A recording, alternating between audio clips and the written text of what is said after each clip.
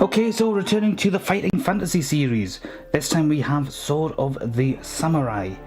Yes. Let's just see if I can get this angled so that the lighting rig isn't interfering with everything. It's presented by Steve Jackson and Ian Livingstone. I can't recall who actually wrote it, but that'll be revealed once we actually turn the covers a few pages. Love the box art on this. It's really evocative of some sort of death-dealing samurai warrior. When I was a kid and I first saw this, I kind of got it into my head that the mask contained a skeleton. Okay, but as you can see, it's just a mask. It's not a skeleton at all. It's by Mark Smith and Jamie Thompson, with illustrations by Alan Langford. Now this is actually one of my favourites of this particular series of books, which aren't written by Jackson or Livingstone. As you can see, they've gone the extra mile with some Japanese-inspired artwork. Just to help fill up the gaps, you've got samurai on a horse, yielding their sword, presumably a katana, one-handed. From the length of it, I would say it's probably a katana, but there were longer swords than that. You've got all the standard bits, but you've also got the addition of the honour system. Now that's something I'll come back to in a minute or so. You've got all the standard background stuff, and then you go straight off into the story itself. And you've got the reuse of that same samurai picture again, samurai riding the horse. And yes, it does actually mention, you gather your weapons, your katana, longsword, a wakasaki, or wakasari, that word that I'm having trouble pronouncing, which is a short sword, your battle armour and provisions. The guards salute you as you leave the main gate of Konichi. You follow the road north through the beautiful countryside surrounding the capital. Soon you come to a fork in the road. Will you go west and north to the Forest of Shadows, Hagakure Bridge and onto the Shoi's Mountains, turn to 10, or east to the ford through the Mizukumu Fens and thence to the mountains. Yeah, a bit of a tongue twister if you don't speak Japanese. The artwork, I'm sure I've seen this person's artwork before in other adventure game books, although I'd have to go through all of them again just to verify that. Quite impressive. Remember what I said about the cover? Well, I was kind of right, just perhaps I was mixing my memories up, because it's been a while since I've actually played through this. Then we've got somebody with their sword trying to draw it out. It doesn't look like they're wearing regular armour at all. So far we've been quite light on artwork, but then we have a more sort of traditional fantastical creature type thing. That looks like a huge ogre type creature whose eyes are being blinded by this magician type person. Let's just see if there's anything here to confirm who it is. Eleanor steps forward and unleashes a crackling bolt of blue energy from her hands. It strikes Gargantus in the face and its ruby eyes explode like coloured glass. Gargantus utters a thunderous roar of pain before toppling to the ground, inert, merely a statue of bronze now.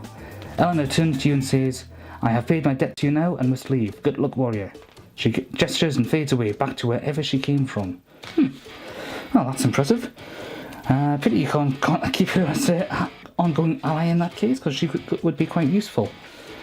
Then we've got a great big beautiful flying dragon there.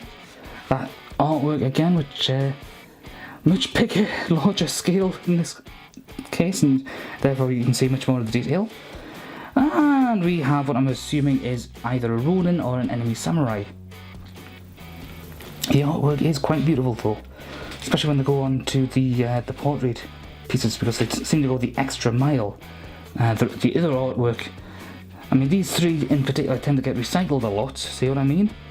Okay, along with these two. But in general, they're all quite nice, high standard. It's just that when they come to the portrait stuff, they do tend to go even further. The level of detail is fantastic, and I, for one, would love to see that in colour at some point. Saber-toothed tiger, and so on and so forth. Ooh, giant winged insect type thing. It looks like there's definitely some Japanese, possibly Buddhist influenced artwork there. Oh, yeah, we've got a bad guy sitting on a throne in a hood. Very evil looking things going on there. Oh, that artwork is nice. You've got some sort of mystically empowered bird there, and that looks very, very good. Did I just turn 2 pages? Yes, I did. Ah! I was kind of right, after all. Is that supposed to be the same thing? Dual wielding? Banner on the back with the same writing? Yeah, I think it's the same thing, so... I'm thinking that particular piece of artwork there must have just been edited slightly to make it look less like you're being chased by a zombie or a ghoul or whatever that thing is supposed to be. That's some nice landscape artwork there. It's just a shame they couldn't have gotten that across 2 different pages. That would have been a tour de force, I think. Some sort of mystical waters. We've all played video games where there's mystical waters involved, but it's one thing to play the game, it's another thing to be able to relish the artwork for as long as you can in a book like this. Well, it looks like the Crusaders are in town. Jerusalem's the other way, pal. You've gone way past the mark. This is Japan, you fool. And there's no Christian symbolism here. Okay, you don't need to try to liberate Jerusalem from Japan. And that looks like the Grim Reaper has got some of that ruby eye destroying magic. Like, what's her name has? Eleanor. Oh, this must be Eleanor again. Possibly? No, according to the text. This is somebody who doesn't know who they are. It might be Eleanor. Yeah, that's definitely got to be Eleanor because of the similarity of the outfit, especially the headpiece is definitely the same thing. So that's your first encounter with her, especially since she's doing the magic. There's one thing I wish that they'd gone the extra mile and just had this artwork actually coloured in. It would have drove up the price of the books, but it would have been worth it. So it would have been interesting to see what kind of effects the artist would have came up with for colouring in all the magical effects. And that's definitely the guy that you were fighting earlier, and a few of the enemies. This is getting like an episode of Dragon Ball Z. Giant spiders. The artwork is really starting to pick up a lot more. Zombie priests. Not seen that for a while. Some fat guy dressed like an emperor. Might just be a fat emperor. But yeah, the amount of artwork is really picked up. Someone must have been really, really impressed with the artist and just commissioned more art. Another samurai. Monsters rising from the depth. How long can you hold your breath to do that trick? Or do you have gills as well? That doesn't look good. Some sort of fire demon type thing coming out of somebody, or standing next to somebody. And we've got some guy pledging his sword to you. Now, what I remember, this guy is one of a series of samurai that you end up attacking, that end up attacking you rather, and he's the only one who survives, and he actually pledges his sword to you for reasons I can't quite remember, but he does basically come in quite handy for a little while, but ultimately ends up dying. Of course, you don't have to accept his sword, you do have the option to kill him at that point. Anybody in the mood for roasted grasshopper? I hear it's a delicacy in some parts of the world. And we seem to be just about out of artwork. I mean, page count wise, this seems to be, possibly because of the artwork, going to quite a large number of pages. Recycled art, recycled art, recycled art. That rather dramatic landscape picture again. Oh, here we go. That's the guy I was telling you about before, who pledged his sword to you and then ends up getting killed. Okay, you can tell he must be a good popular character with the writers if he gets 2 pages of art dedicated to him. Some sort of shiny looking samurai type person, but looks like he's wearing very little in the way of actual physical armour. Must be relying on something. Oh, I wonder what happened to the page there. It seems to have gotten a bit dirty. Something must have dropped on something. I never cleaned it properly, and that's basically it as far as the artwork's concerned. Whew. Now I just looked at the timer there, and it's taken just up to 10 minutes to get up to this point. And I've not even had a chance to talk about the actual systems in place here. Now, I mentioned that there's an honour system. Basically, if you do an honourable act, then you have to mark down your honour count by 1. If you do something honourable, then obviously you mark it up by 1, and if you completely lose all your honour points altogether, then you're an honourless dog and you have to kill yourself to try to regain honour, as is the way of the samurai apparently.